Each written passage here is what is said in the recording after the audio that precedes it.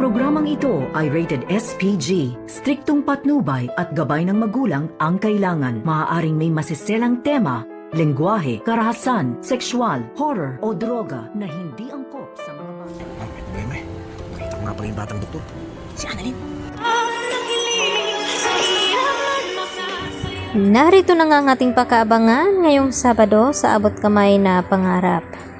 Naibigay na nga dito ni RJ ang pera na nagkakahalaga ng 100 million pesos kapalit ng kanyang ama na si Don Pepe. At dito nga natila na isahan na naman itong si RJ dito kay Moira. Dahil sinabi ni Moira dito kay RJ na kung gusto daw niyang mailigtas na buhay at maabutan ng kanyang ama ay bilis-bilisan daw ay nasa labas na daw itong si Don Pepe sa loob daw ng basura. Bago daw siya madatnan dito ng truck at makuha ay kinakailangan maunahan dito ni RJ. Subalit wala namang intensyon itong si Moira na ibalik itong si Don Pepe dahil sa kanyang sekreto na baka malaman dito ni RJ at ni Giselle na magkasabwat sila ng kidnappers na ito. Subalit ay hindi pa rin makakalusot itong si Moira dahil sa maraming ngang nakapalibot dito na kakilala ni Annalyn at isa na dito itong sina Doc Lyndon Javier at Regan at si Nurse Karen at Nurse Evan. At dito pa naghihintay sa labas itong si Giselle.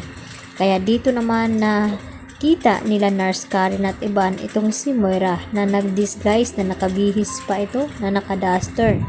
At gulat na gulat naman itong si Moira na nakita itong sila Nurse Karen at Evan. At dito nga sinabi ni Balahadya dahil nakasalubong nga ni Balahadya itong si Annalyn habang bitbit itong pera na inilagay nga dito ni RJ sa basurahan at kinuha nga ito ni Balahadya. At dito natatandaan ni Annalyn ang mukha ng kanyang nakabangga na dito rin na sinabi ni Balahadya kay Moira na may problema daw sila dahil nakasalubong nga niya ang batang doktor na si Annalyn Santos at namumukhaan ata siya nito.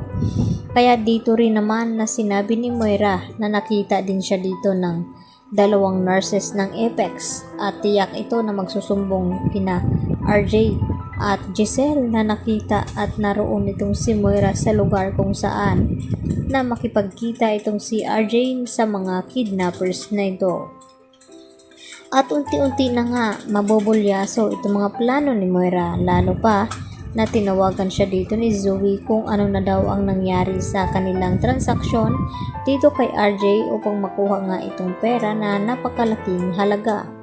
Samantala dito rin sina Lynette sa bangko kung saan ay pagkalabas dito ni Lynette ibinigay niya dito sa mga nang loob sa kanila at hindi naman tinanggap ang pera dahil nagbago na rin daw ang isip nito at gusto mangyari na gusto nilang makuha itong si Annalyn Santos dahil mas malaki daw ang kanilang makukuha at hindi inaasahan dito ni Lynette na makita nila itong si Patricia Minor at itong si Doc Katie at tinawag nga siya nito at nilapitan.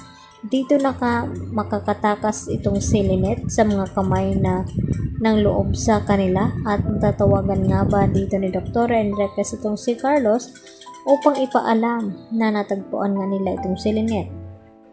At makakaligtas nga ba sila dito sa mga tauhan ni Balahadya na sina Dax at iba pa dahil sa daming ang pinakalat ng mga tauhan nito ay talagang tagilid ang mga kalagayan dito nila Lynette at natagpuan na nga ni Carlos itong si Harry na binugbog at dito na sinabi ni Harry na tinangay daw itong si Lynette ng mga magnanakaw. Kaya yan ang ating pakatutukan mamaya, dito lamang yan sa Abot Kamay na Pangarap.